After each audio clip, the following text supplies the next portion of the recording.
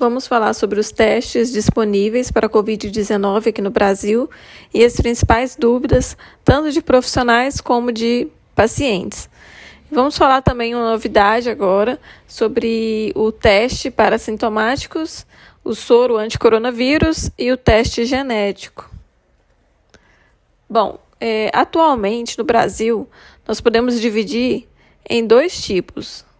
Tem o teste imunológico, que busca a identificação de anticorpos, que é a metodologia dos testes rápidos e a sorologia nos laboratórios.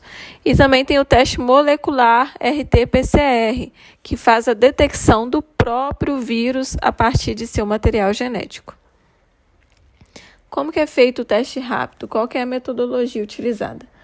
O teste rápido é feito através da imunocromatografia, que é a geração de cor a partir da reação química entre antígeno e anticorpo.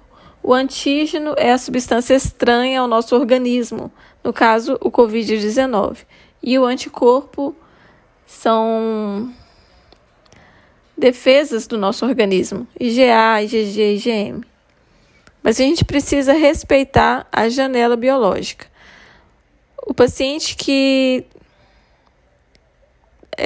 começa a ter os sintomas a partir do primeiro dia do sintoma até o 7º, 8º dia, ele não tem IgM e IgG produzido pelo seu corpo. É por isso que não adianta fazer o teste rápido nos primeiros dias do sintoma, porque o teste ele vai dar negativo, nem a sorologia no laboratório, porque ainda não tem IgM e IgG produzidos pelo nosso corpo.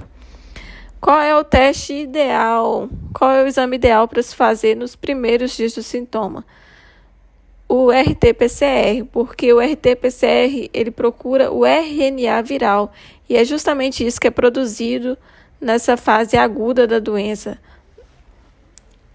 A partir do 10º dia, 14º dia, já é um dia ideal para fazer o teste rápido. Ele pode ser feito a partir do 8º dia, dependendo de alguns fabricantes. A gente precisa olhar a recomendação dos fabricantes, da marca do teste. Só que tem uma possibilidade aqui de dar um falso negativo. E o ideal mesmo é que seja feito a partir do 10º, 14º dia. O RT-PCR, ele dá positivo, porque ele procura essa carga viral no início dos sintomas e depois ele é feito para saber se a pessoa está curada. Ele se repete aqui no 14º dia, mas a pessoa pode ter ainda o RNA viral até 30 dias após o início dos sintomas. Qual é a forma de coleta de amostras, o tipo de análise e o tempo para o resultado de cada um desses exames? Então, no teste rápido, como que é feita a coleta? É muito simples, é como aquele teste de glicemia capilar. Você pega aqui fura a pontinha do dedo do paciente, coloca o sangue, o reagente e espera o tempo determinado pelo fabricante do teste, que pode variar entre 10 a 30 minutos.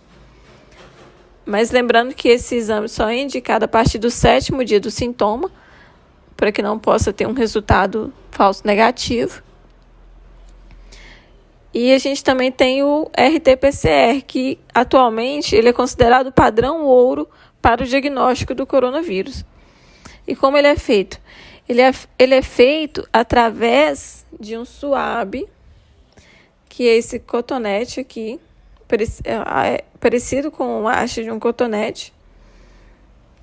E você precisa coletar o material de ouro nasofaringe na cavidade nasal ou da garganta. E depois fazer uma extração do material genético, que é o RNA, da amostra, que pode ser realizada manualmente ou de forma automatizada em algum equipamento. Por fim, faz uma amplificação e uma detecção do vírus. Então, é um teste muito mais seguro, muito mais específico. Toda farmácia ela precisa oferecer esse teste? Não é obrigado. Mas a farmácia que ofereceu o teste, ela precisa estar de acordo com a RDC e as recomendações da Anvisa, do Ministério da Saúde para a realização desse teste.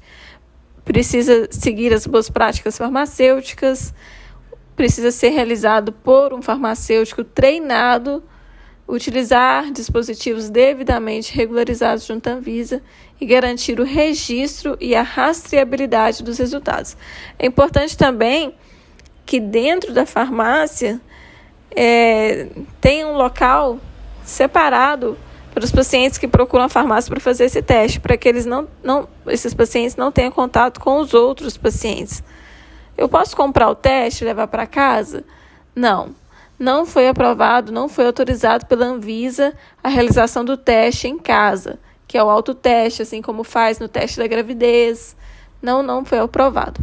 Ele precisa ser feito por um profissional treinado e qualificado para isso, e também porque precisa ser rastreado, né, esse resultado. Eu tenho que ter um pedido médico para fazer o exame? Não, eu não preciso ter um pedido médico para fazer o exame. Mas eu preciso seguir uma conduta, né, epidemiológica e estratégias definidas pelo Ministério da Saúde e pela Secretaria de Saúde do local, visando o mapeamento de casos suspeitos no município. Então, o farmacêutico ele deve estabelecer um procedimento escrito para o atendimento, incluindo a árvore decisória para a utilização do teste.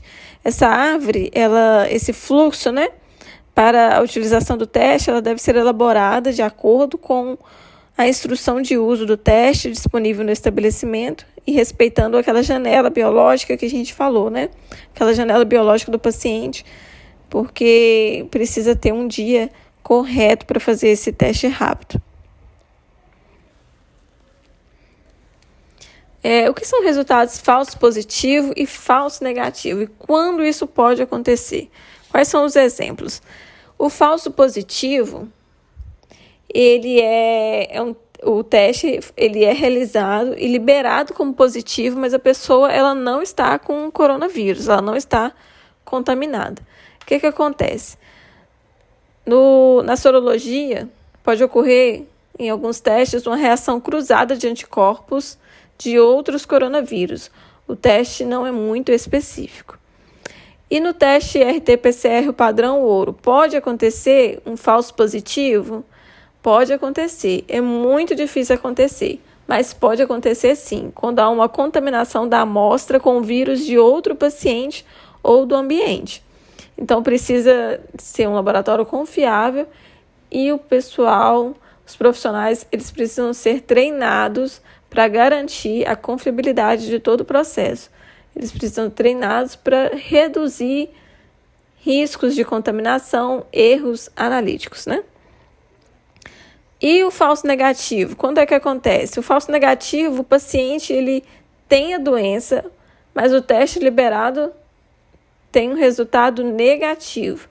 Então, quando isso acontece? Isso está acontecendo muito com os testes rápidos. Por quê? Muitas pessoas, às vezes, fazem o teste antes de surgirem os anticorpos. Então, é muito preocupante isso, porque o paciente ele faz o teste, acha que está negativo e acaba transmitindo o vírus para outras pessoas. A pessoa ela precisa respeitar esse tempo de 7 dias de sintomas, 8 dias, e às vezes nem isso foi o suficiente para o organismo dela produzir os anticorpos. Tem pessoas que no 14º dia que vai produzir esses anticorpos. E tem pessoas que nem produzem esses anticorpos e não produzem nem sintomas. Então, é um teste que pode ocorrer, sim, muitos falsos negativos. E no teste do PCR, pode acontecer um falso negativo? Pode acontecer também. Pode acontecer por causa da qualidade da amostra coletada. E caso a coleta não tenha sido adequadamente realizada. Mas é algo muito difícil de acontecer. Ele é um teste muito mais confiável.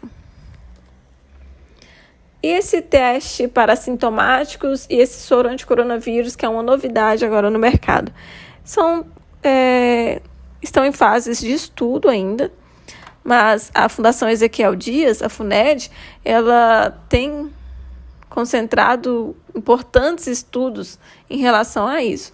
E sobre o soro anticoronavírus, a gente tem o pesquisador Sérgio Caldas, que esclarece que a técnica é bastante próxima à usada para fabricar outros tipos de soro, como o antirrábico, usado para o tratamento imediato de pessoas que acabam de ser expostas ao vírus da raiva.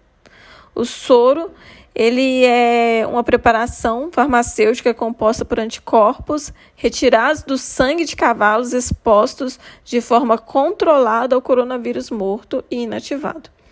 E o que a gente tem também sobre esse teste rápido capaz de detectar a presença do vírus mesmo nos pacientes que ainda não apresentam sintomas da infecção? Qual é a novidade desse teste, né? Está aí no comando do cientista Luiz Enene e analisa a criação de um teste capaz de detectar a presença do vírus dessas pessoas, né, que não apresentam ainda os sintomas. Então, é uma tentativa de trazer um diagnóstico rápido, um teste que permite identificar pessoas assintomáticas e que nessas condições pode transmitir o vírus para outras pessoas. A ideia que já está em desenvolvimento é produzir um teste capaz de oferecer um diagnóstico rápido, no máximo 15 minutos. E o Hospital Albert Einstein desenvolveu um exame genético para a detecção em larga escala do novo coronavírus.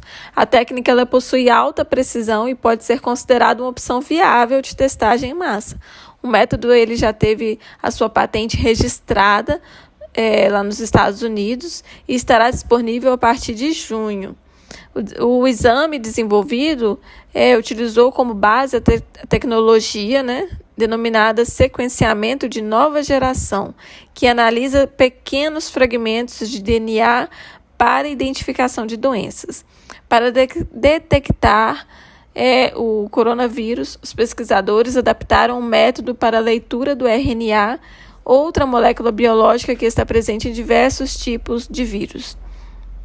De acordo com o hospital, o teste apresenta 100% de especificidade, ou seja, não apresenta casos de falso positivo e é o primeiro exame genético do mundo a detectar em larga escala o coronavírus por meio da técnica de sequenciamento. Segundo os pesquisadores, a eficácia do teste é equivalente ao teste do RT-PCR hoje, que é o padrão ouro, que é o principal método para a detecção do coronavírus. Então, o novo exame ele permite a realização simultânea de análise de até 1.536 amostras, que é 16 vezes mais do que o RT-PCR. A nova técnica, apresentada pelo Einstein, promete identificar a presença do vírus desde o primeiro dia da infecção. O teste analisa amostras de saliva ou retiradas da região nasal e leva cerca de 3 dias para ficar pronto. A técnica levou cerca de 2 meses para ser desenvolvida. Muito obrigada pela atenção e eu vou deixar aqui as minhas redes sociais. Me siga lá. Obrigada e tchau.